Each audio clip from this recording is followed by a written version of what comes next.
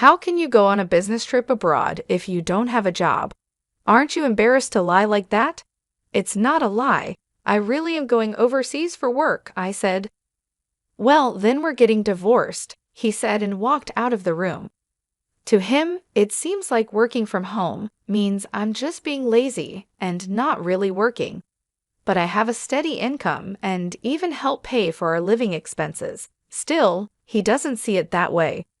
A few days after I got back from my business trip, I found divorce papers on my desk, already signed by him. If he can't understand me after all this time, there's no point in staying married, is there? So I signed the papers and went to the court. My name is Kelly Clarkson, and I'm 31 years old. My husband, Eric, is 34.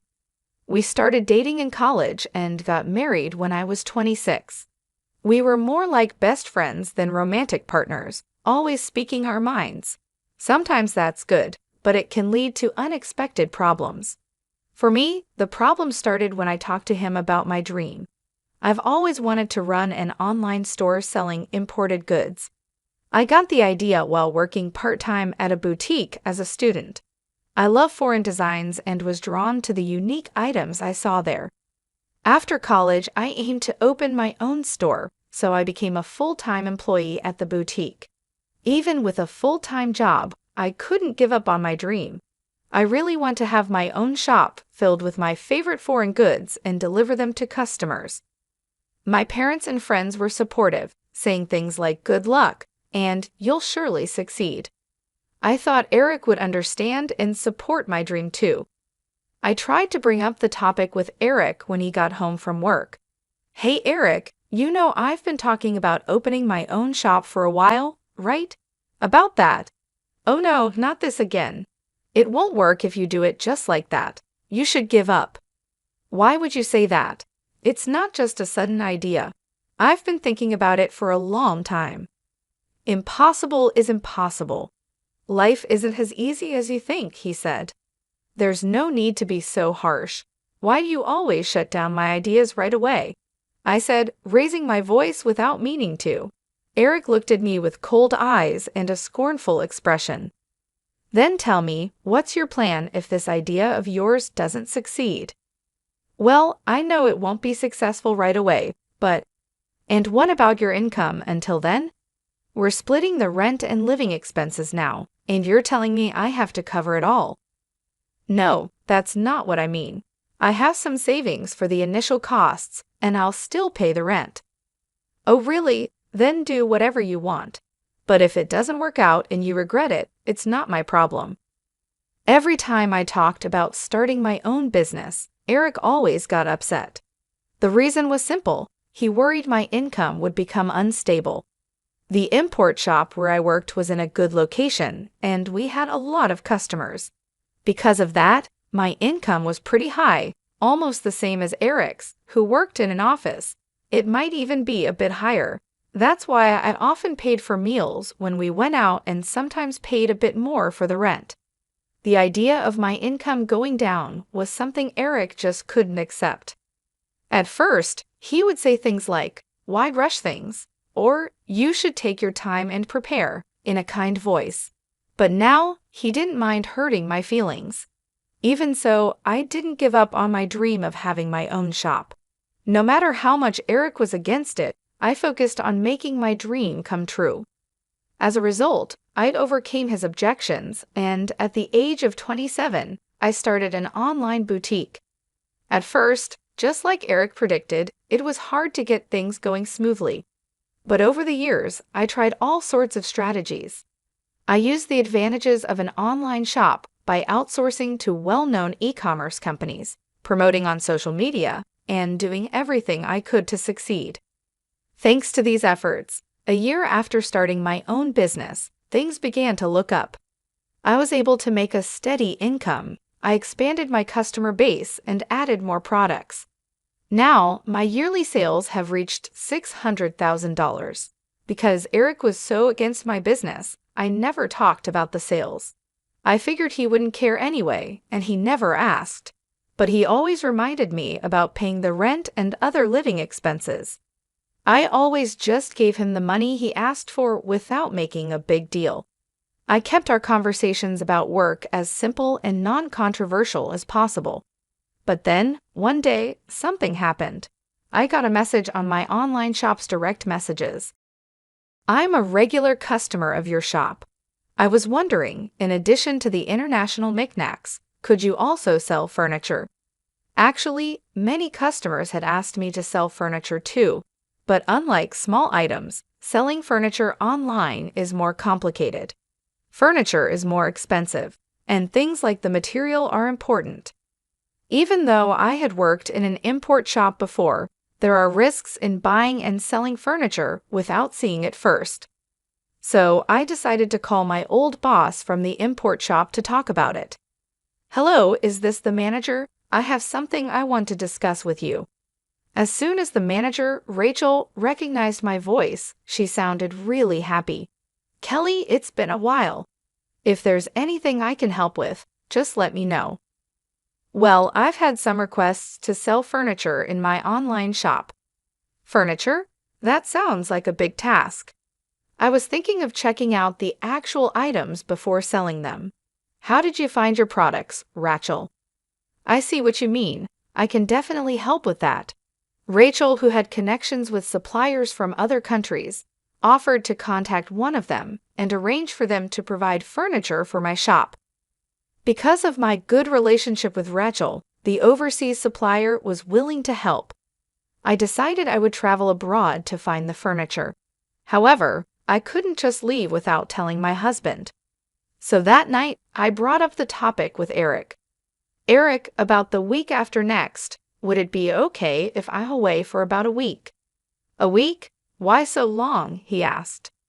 "Well, I might have to go abroad for work with Rachel from the shop I used to work at," I explained. "Abroad? If you're going to lie, at least make it believable," he said, sounding like he was mocking me. "What?" I asked, confused. He pointed at me with a mocking look on his face. "You're going overseas for work? You're almost unemployed. What are you even talking about?" "Wait a minute.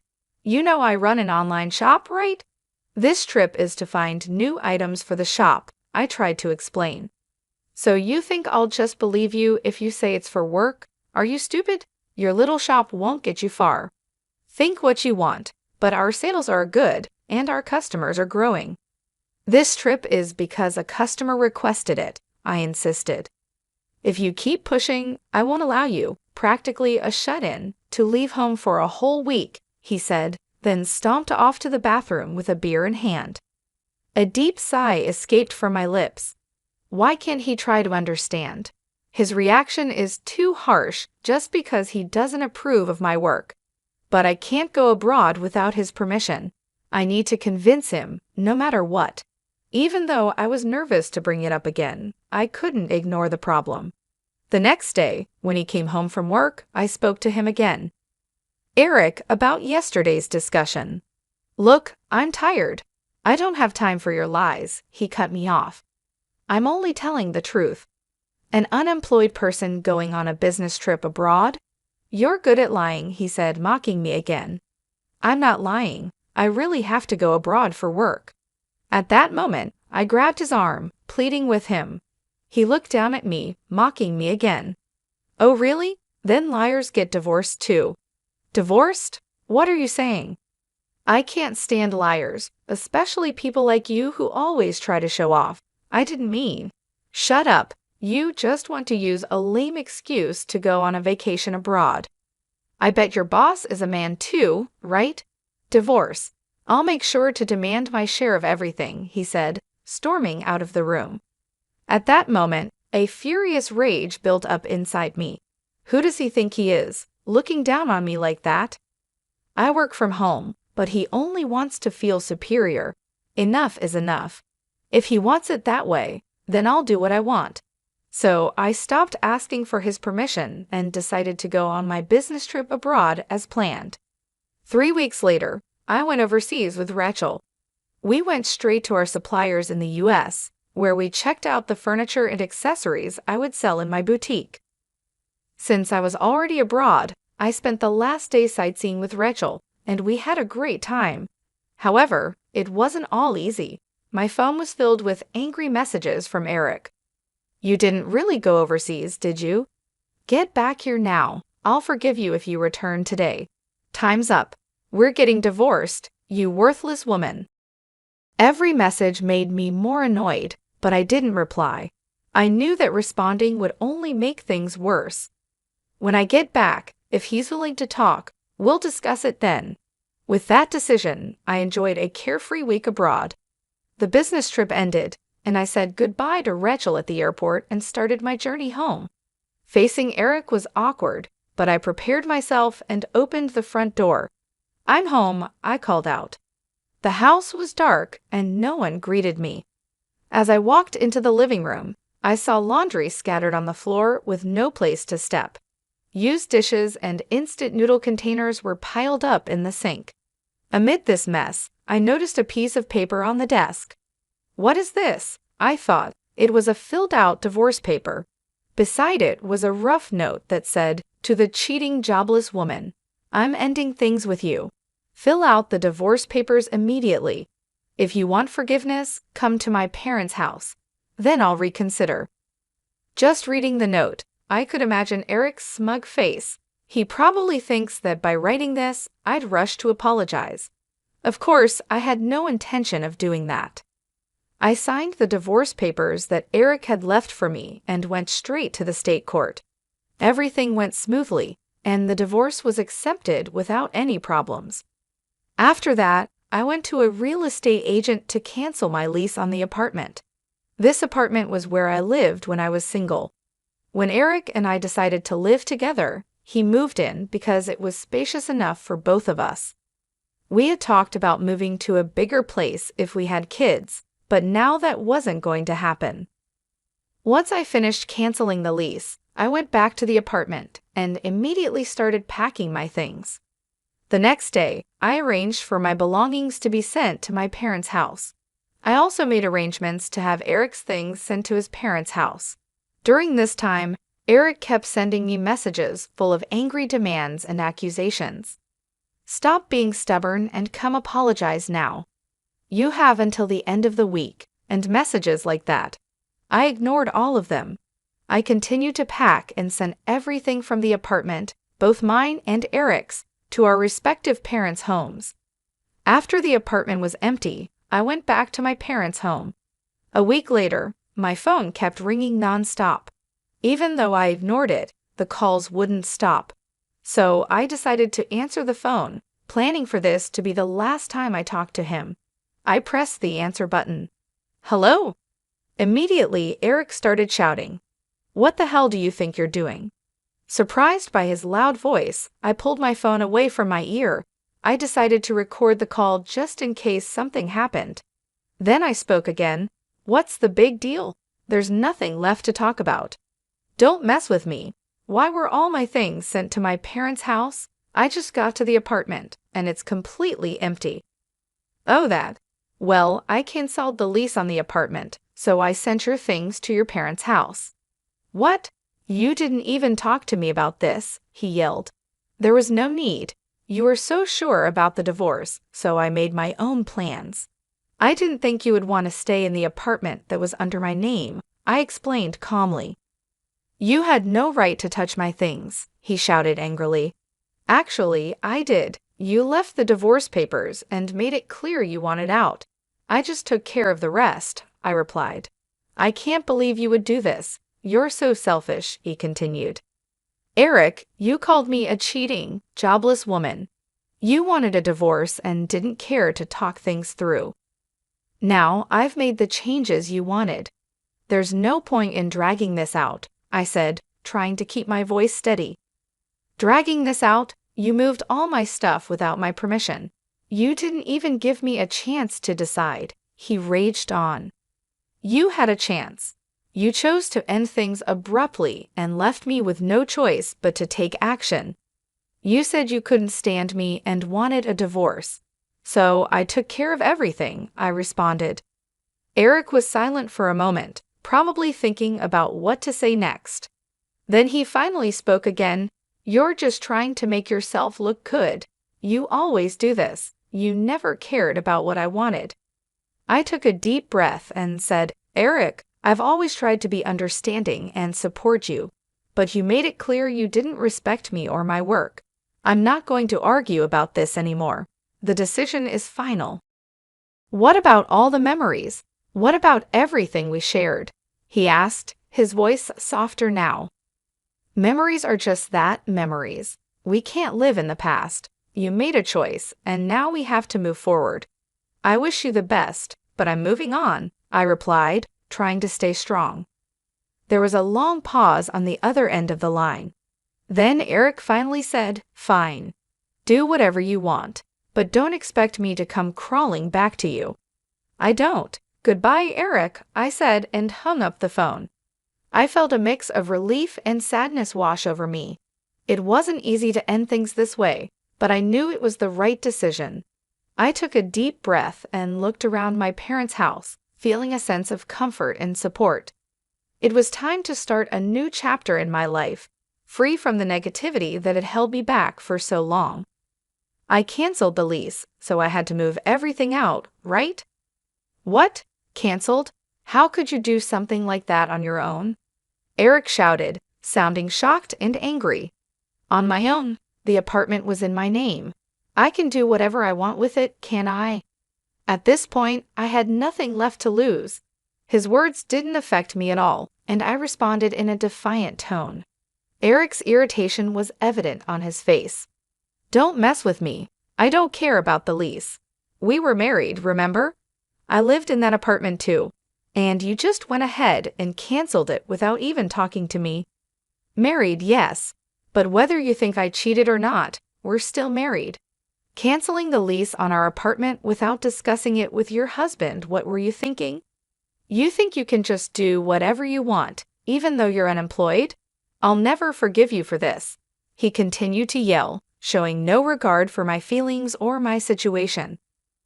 His rant made it clear he didn't care about me or my perspective at all, so I decided to tell him the truth. Sorry to burst your bubble, but you're getting all worked up about not forgiving me, and we're not even married anymore, okay? I said, trying to keep my voice calm. What? What are you talking about? Eric looked confused and angry. I submitted the divorce papers you left behind, so we're strangers now. Why should I keep renting a place for a stranger? Hold on, you're joking, right? You're basically unemployed. You'd be in trouble without me, he said, trying to sound like he was still in control of the situation. What? Don't make me laugh. When did I ever say that? I replied, feeling a mixture of frustration and relief. Eric was caught off guard and didn't know what to say. He stammered, trying to find the right words. Taking the opportunity to release my pent-up frustration, I continued, You've looked down on me all this time. I'm not the unemployed or jobless person you think I am. I didn't cheat on you. I was traveling abroad for work to find products for my customers. If you can't believe that, fine. But just so you know, I'll never forgive you. Well, wait a minute. Your online store, it's not like sales can just go up like that, he said, still trying to argue.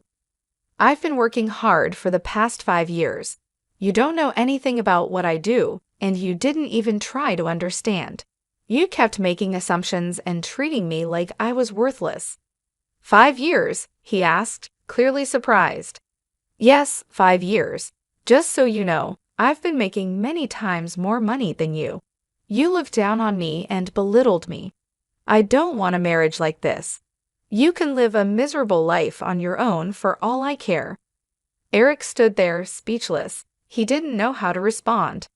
I could see the realization starting to dawn on him that he had been wrong about me all along.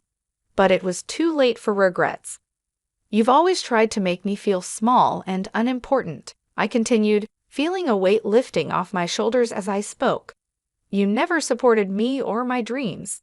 All you cared about was being in control and making yourself feel superior. Wait, let's talk about this, he finally said, his voice softer now. I didn't realize how serious you were. It's too late for that, Eric. You made your choice when you left those divorce papers and decided to treat me like I didn't matter. I'm moving on, and I'm not looking back. But we were married. We have a history, he said, still trying to hold on to something. History is just that, history. We can't live in the past. You made it clear you didn't respect me or value our relationship. I'm done trying to make things work with someone who doesn't care about me. Eric looked like he wanted to say something, but he didn't. He just stood there, looking defeated and unsure of what to do next. I felt a sense of closure, knowing that I had finally stood up for myself and made a decision that was best for me. "Goodbye, Eric," I said, turning to leave. "I hope you find whatever it is you're looking for, but I won't be a part of it." As I walked away, I felt a mixture of relief and sadness. It wasn't easy to end things this way, but I knew it was the right decision. I had finally taken control of my life and my future. It was time to start a new chapter, free from the negativity and control that had held me back for so long. I took a deep breath and looked forward to the new opportunities and challenges that lay ahead, feeling stronger and more confident than ever before. I hung up the phone, deleted Eric's contact information, and blocked all ways for him to get in touch with me. It seemed he finally realized how many people were using my online store and how successful I had become. He even heard about my success through mutual friends. One day, he showed up at my parents' house, but I had no desire to see or talk to him anymore.